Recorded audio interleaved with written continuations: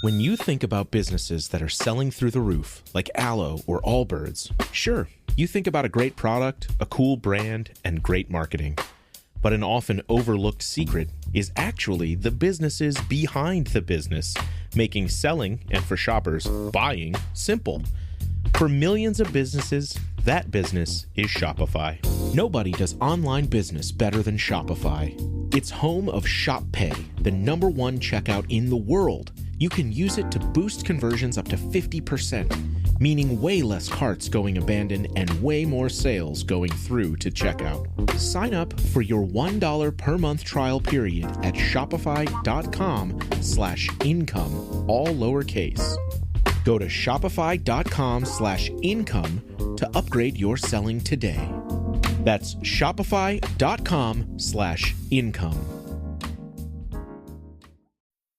Your data is like gold to hackers, and they'll sell it to the highest bidder. Are you protected? McAfee helps shield you, blocking suspicious texts, malicious emails, and fraudulent websites. McAfee Secure VPN lets you browse safely, and its AI-powered text scam detector spots threats instantly. You'll also get up to $2 million of award-winning antivirus and identity theft protection, all for just $39.99 for your first year. Visit McAfee.com. Cancel anytime. Terms apply.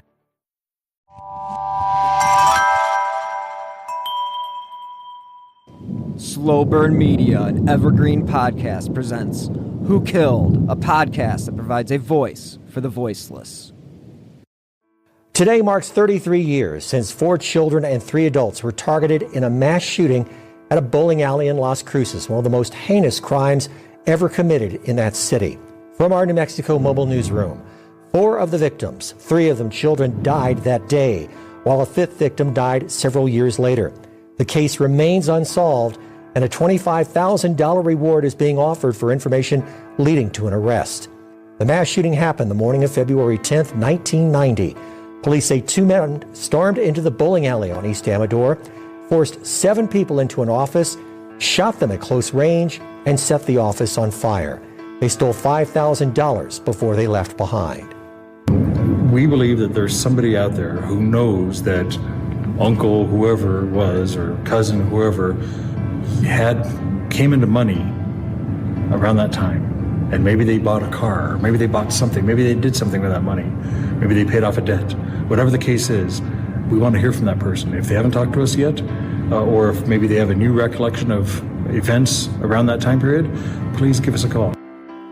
ABC 7's Leloba Setshiro will have more about the anniversary coming up on ABC 7 at 5 and 6. Hello and welcome to this week's episode of Who Killed. I'm your host, Bill Huffman, and this is a Slow Burn Media, Evergreen Podcasts, and Killer Podcast production. On this week's episode, we're going to take a look back at a case from 1990 that remains unsolved to this day. A quadruple murder which has become known as the Las Cruces Bowling Massacre. But before we dive into the details of that case, there are actually a few notable events from the world of true crime this week. And let's start with the biggest news of the week, and that would be a little thing out of Idaho that could be bad or it could be nothing. But the new documents released in the case of the Idaho 4 charging Brian Kohberger with the murders of the 4 innocent victims on the college campus last fall. Apparently, the documents center on an officer who investigated the murders. Prosecutors have shared potential, big word here, Brady Giglio material with the defense. That's big news because, as we know, Brady material is something that can derail a case. So fingers crossed that this is nothing more than just a few clerical issues, and maybe this isn't going to affect the overall outcome or the trial itself. So let's just wait and see on that one. But yeah, I mean, this is one of those things where you have an internal investigation, and one of the investigators in the Kohberger case is the subject of that investigation. So that is also, it's just not a good look. And there's another reason that Kohberger's, attorneys, they're likely to try to sow doubt about the DNA left on the knife sheath. And that's what they were saying, and that was according to CNN.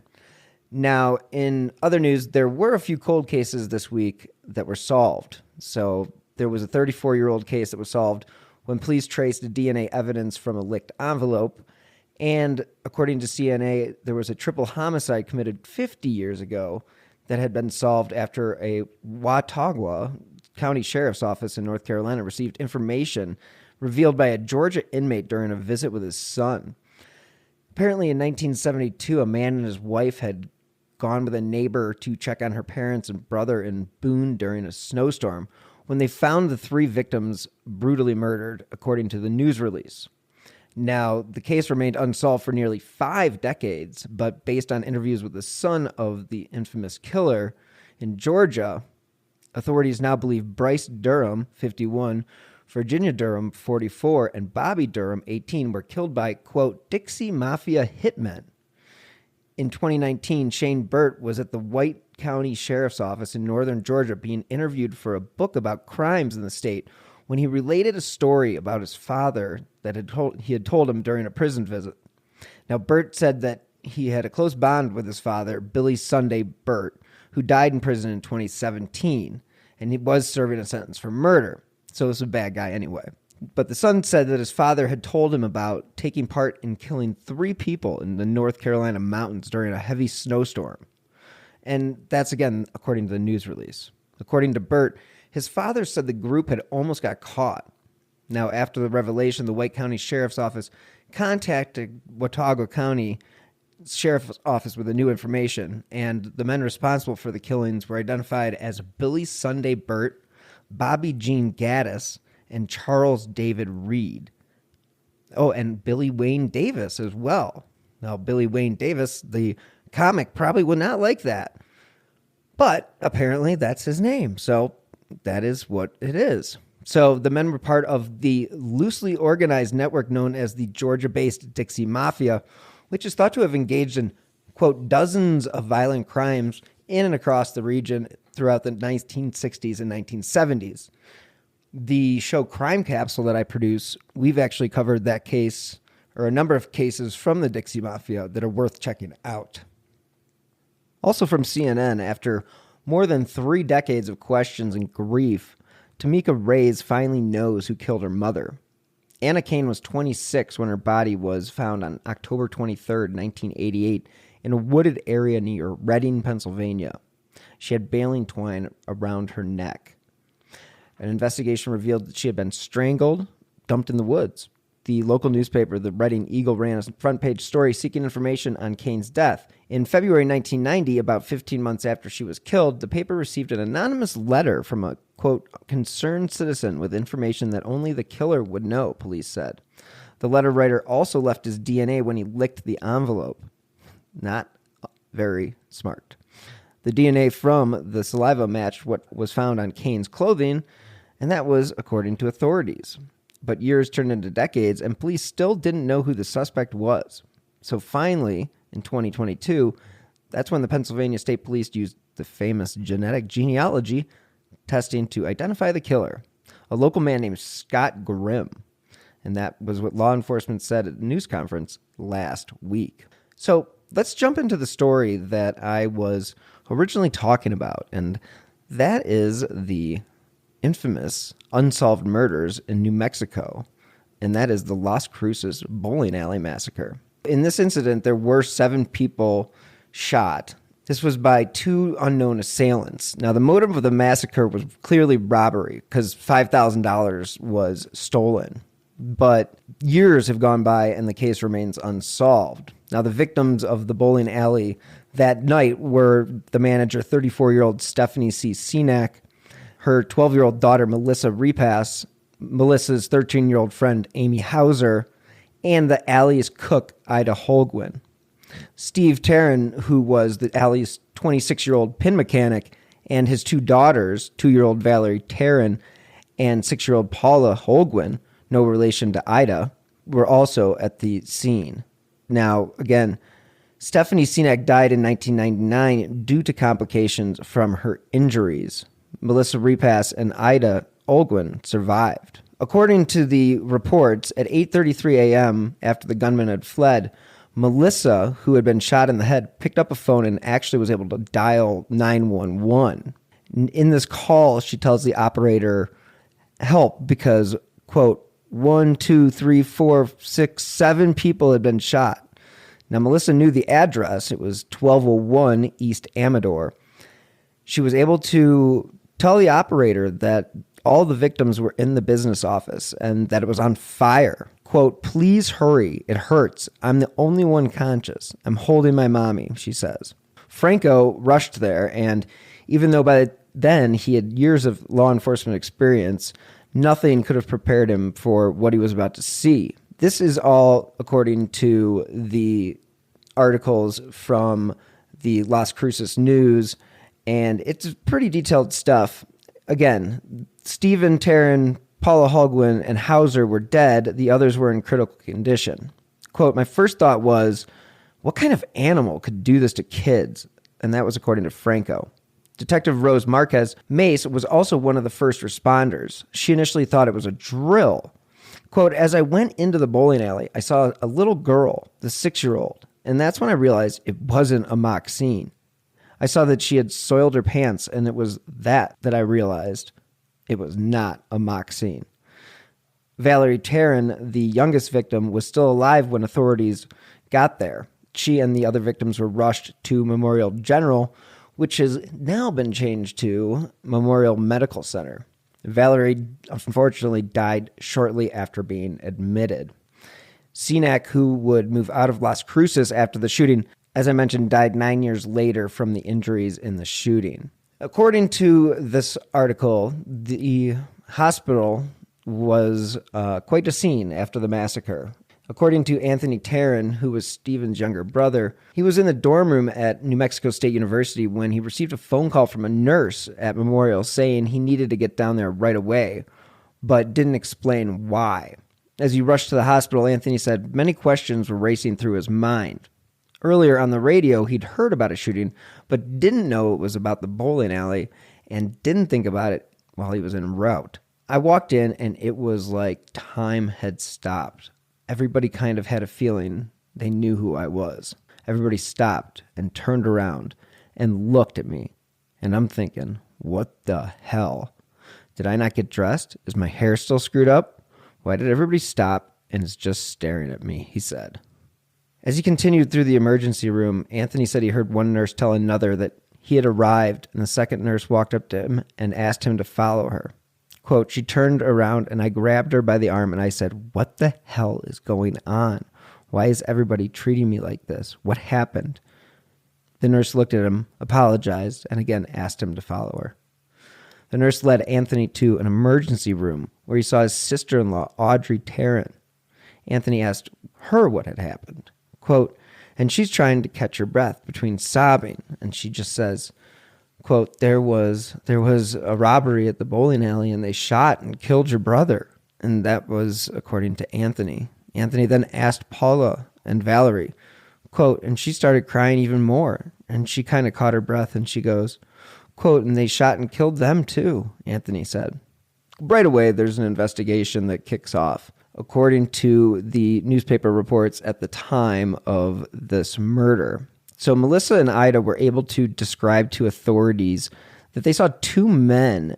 Multiple agencies were assisting in this whole investigation, and they set up roadblocks trying to contain these suspects. In the time, the suspects' descriptions would be a young Hispanic man, 29 or 30 years old, 5'10" tall, weighing about 175 pounds. He had dark wavy hair. Now his eyes were apparently light-colored and did not have an accent when he spoke. There was an older Hispanic man, however, that was described as between 45 and 50. And now he was shorter, and he was only 5'7", but he was skinnier, probably weighing 140 pounds. Apparently, he had salt and pepper hair. He did have an accent when he spoke. There were composite sketches of the men drawn in 1990 and in 2005 to depict how they might have aged. But other than the 3 initial survivors, there is only one other recorded witness, and that is Marquise Mace. Now, they said that he was across the street on a ladder painting a building. He would go on to tell police that he saw two men crossing Amador Avenue and heading south. Authorities received more than 100 tips, which, when you think about some of these cases, 100 tips seems like not a lot. This was in the aftermath of the shooting, but they still get tips to this day. But unfortunately, with an unsolved case that I mentioned in the beginning, none have panned out. Marquise Mays said she believes the men laid low in the community for some time after the massacre. She also believes that they had help. Quote, I feel hopeful that someone is out there that does know a little bit or a whole lot about the case, and for whatever reason they have withheld information, but I urge them to please come forward. Everyone needs closure in this. The community, the relatives, we need closure to this. We need to find out who did this, she said. Now, there were potential suspects in the shooting. One of the investigators believes the gunmen were professionals, and this was due to the weapons they used and how the victims were executed. And Franco said the shooting was possibly meant to send some sort of message to the people of the area. Now, police did explore a tie to a population of Cubans. Apparently, that did not turn out as well. This is an incredibly in-depth article. A lot of these passages will be read verbatim because it is super interesting to get on-the-ground reporting from a few years ago as well as from the actual event. Just something to keep in mind as you listen to this episode and you try to understand what was going on, because what you really had was a small number of people working in this bowling alley, and you had a couple of assailants come in, basically shoot up the place, thought they may have killed everybody, and then set fire to the bowling alley to cover up their crime. When you think about that as just the basis of what this crime was really about, I mean, it was a robbery that really only paid $5,000.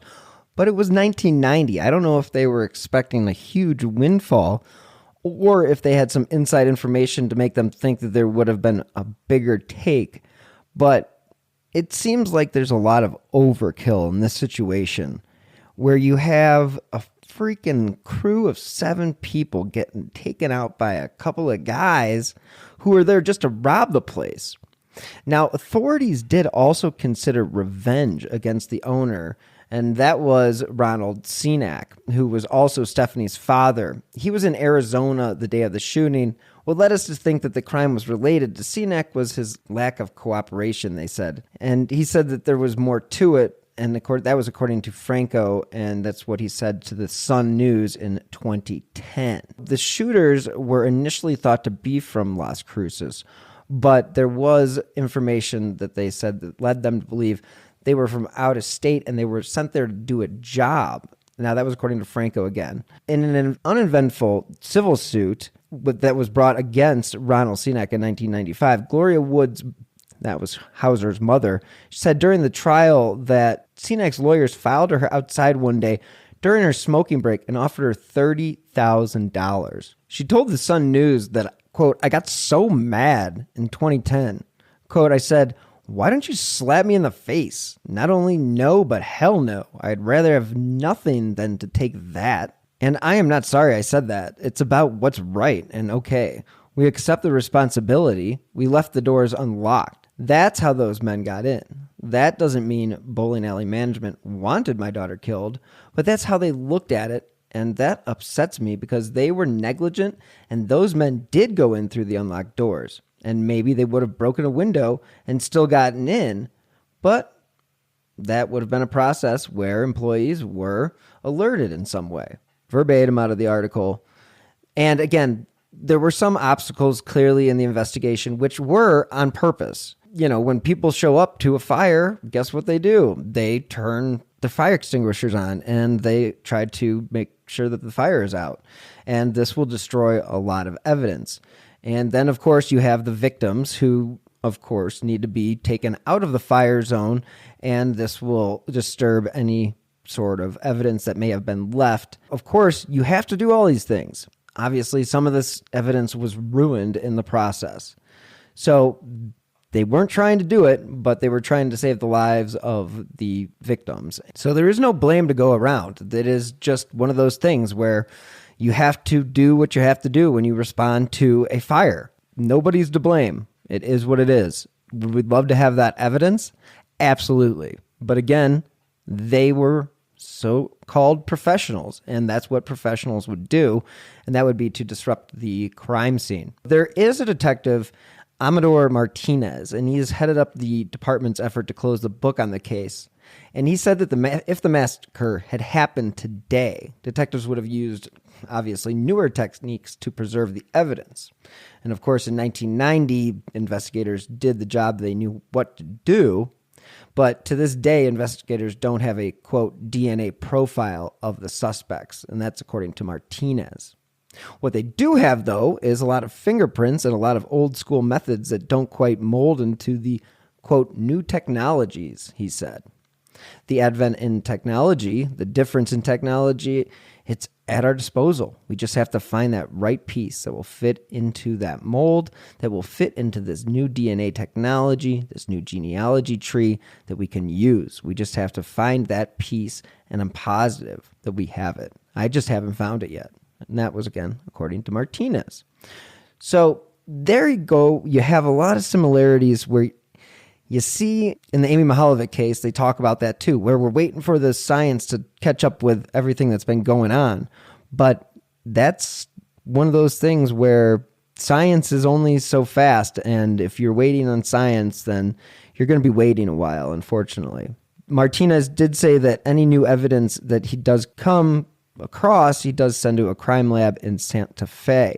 Quote, sometimes I'll send an item up to the lab for evaluation, and they'll come up with a profile. So essentially, we've generated a piece of evidence from a piece of evidence, and then it's my job to go out and take care of what it is, and to figure out what this person or who this person or why this person was involved, if there was any association even.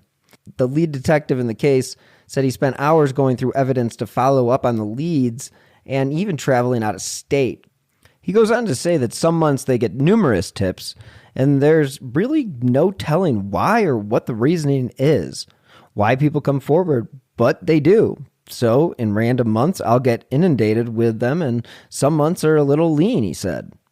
Around the anniversary, Martinez said he usually gets a flood of calls. Quote, I'm grateful for that. I really am. It allows me an avenue to pursue new leads to follow.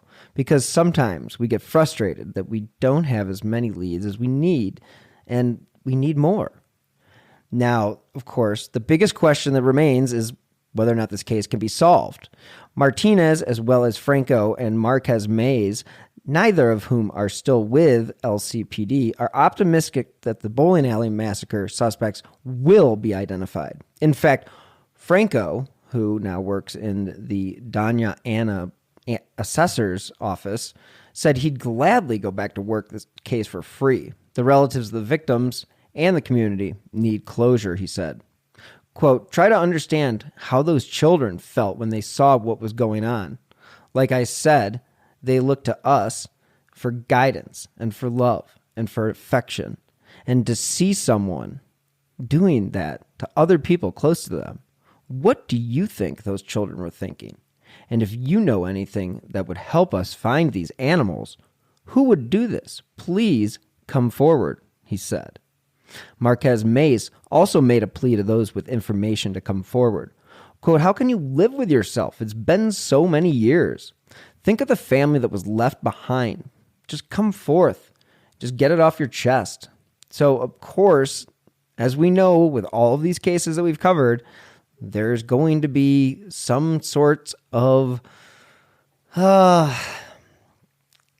guess, cloud that hangs over the city, because any case that remains unsolved where 7 people were shot, 4 that were murdered, it's hard to imagine. I don't think there's anybody out there that thinks this stuff is normal. Now, Marquez Mays said that she thinks about these murders often. Quote, it doesn't stop. I'm sure it doesn't and hasn't stopped for the other detectives, she said. Now, since the massacre, Marquez Mays said she's only been inside the bowling alley about 5 times. Even though it has been redesigned, I see it as I saw it that day, and I cannot forget that. I don't have a good feeling about going in there. It brings back some very sad times for all of Las Cruces.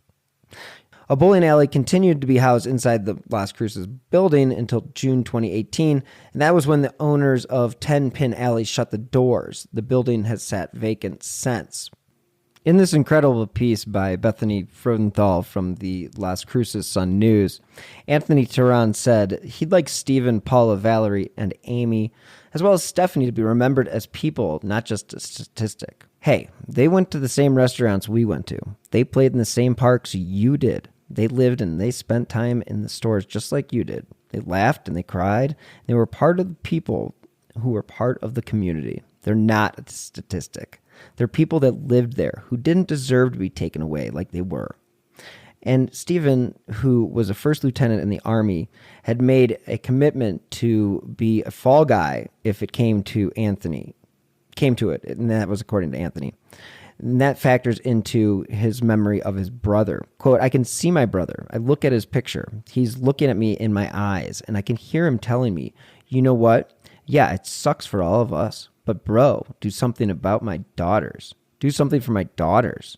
They did not deserve this, Anthony said. Of course, there is a reward that you can get at Crime Stoppers, and if you can provide any information, you can submit your tip anonymously, and that's through Crime Stoppers at 1-800-222-8477. You can also provide your tip online at nmcrimestoppers.org. This was an article from Bethany Fruedenthal, and she can be reached at bfruedenthal at lcsun #news.com. That's a very interesting article, and she just did an incredible job of really telling the story of the investigation, the murder, the whole thing. And again, the case does remain active. And again, Amador Martinez is in charge of the investigation. And it's apparently really active. As they said, they're examining old evidence using new scientific techniques. You may be wondering, what does this case remind you of? And there is one case that I have covered, and that would be the yogurt shop murders. And that's a crime that remains unsolved. I've done a few episodes on that case. And this was in 1991, where in Austin, Texas, where the workers of the store, there was 4 women that were killed, young women, teenagers actually, and they were also set on fire.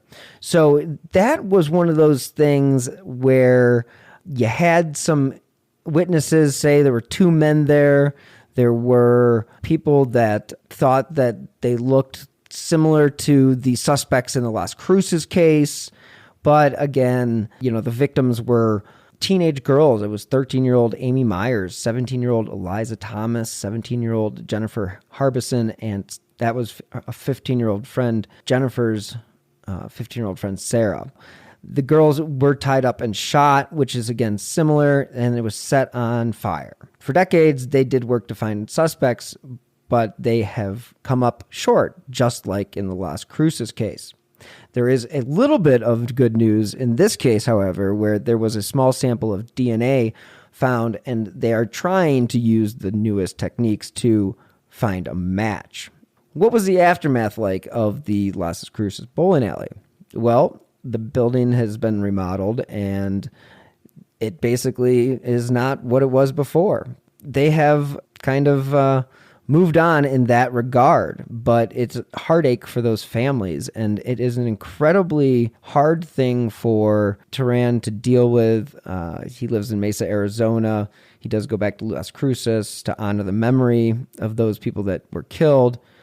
He said to the paper that, quote, "We've got to find them." That was in an interview from the Las Cruces. He also said there have been so many leads over the years, and it all may take a few more of them. You just have to hold out hope. In early 1990, Turan was a 19-year-old student at New Mexico State University. So he looked up to his older brother, Stephen, for guidance and support. and he did sleep on his brother's couch. You know, it was interesting that they had a very close relationship. Quote, might have lint in his pockets and no dollars, but he would still help you out the best he could. As far as where they think the investigation goes from here, this is what they think actually happened. They believe the two men had entered the bowling alley between 8:10 and 8:12 a.m. People believe that they were there to clean up. Now, instead, they pulled out their guns and obviously ordered everybody into the office and onto the ground. But before opening fire, they did go furiously through the building, and they did finally find that $5,000 that I had mentioned earlier. Now, this was kept in a bag in the safe. So you kind of wonder whether or not this was an inside job. Holguin said in a 2000 interview, quote, they were looking for something in the cabinets. Holguin speculated in the interview that they might have been seeking a hidden cadre of drugs. Holguin and Sinek survived the storm of bullets as they covered on the floor. Each of them struck 3 times. Repass, who was also wounded, lived 2. Amy Hauser was not as lucky, according to the article. Stephen Turan and his daughters arrived just as the gunmen were on their way out. Anthony Turan said it was unclear whether his brother put up a struggle or complied with the gunman's orders to lie on the floor with his daughters next to the other bleeding women before they too were shot and killed. Quote, they execute him, Turan said. The gunman left the building around 8:25 a.m., and that's when they set fire to paperwork in the office. And again, this was trying to cover up their trail. And again, the smoke and water damage from the firefighters did destroy much of that forensic evidence, so we don't have a lot to go by. Again, we have the one witness that saw them fleeing on foot and splitting up on and running on opposite sides of Amador Street, and that was near downtown Las Cruces. Now, again, both were described as being Hispanic males. One was younger, in his 20s or 30s, and the other one in his 30s or 40s. They weren't heavily accented, but they could have been carrying weapons. Apparently, these were big guns. That's according to Turan. Basically, this is just one of those cases which just you're really left with a whole lot of nothing.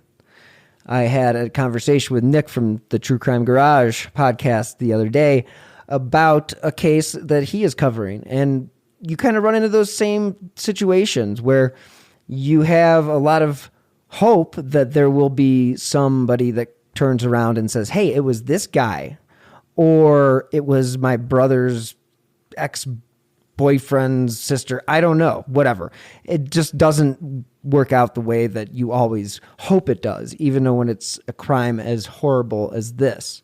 But these people have gotten away with it for 32 years, so 33 years or 32 and a half, whatever. And we're getting close to that point where technology's going to max out. We're not going to be able to do everything. I mean, I know that we're going to do, it's not going to max out, but it's going to reach a certain point where it will require DNA. Not everything is just going to be easily found like some of these things seem to be. Not saying that they are, because I know these are extremely in-depth processes that go through many chains of command. So I don't want to discount anybody in that field by any imagination. So this is an extremely interesting case. It's unfortunate that there isn't a lot of evidence. They do at least have some suspect sketches, but as we know, those are not always the most reliable. So let's just hope that maybe one day they will be able to find answers in this case. And then if there's a connection between the yogurt shop murders and the Las Cruces massacre, then that would be incredible, because there are some similarities there in the region, and just with the fact that it was a robbery and all that other stuff that is similar. So again, that wraps up this week's episode. I hope that you guys want to learn more about this case. If you want to do so, you can Google Las Cruces Bowling Massacre. That's pretty much what it goes by. There are a number of articles by the Las Cruces Sun News, the Albuquerque Tribune, and I use a lot of resources from newspapers.com And again, this is just one of those cases where you just need to have a little bit of faith and hope that there is an answer. I mean, as I mentioned in the beginning of this case, a 34-year-old cold case was solved with somebody's DNA when they licked a letter. So maybe something happens like that, but we can only hope. So in the meantime, thank you guys so much for listening. And if you guys would like to follow me on Twitter, you can do so with my username at BillHuffman3. If you want to follow me on Instagram, you can do so at slow_burn_media. And heck, if you want to donate to the show, you can do that with my Venmo at whokilled.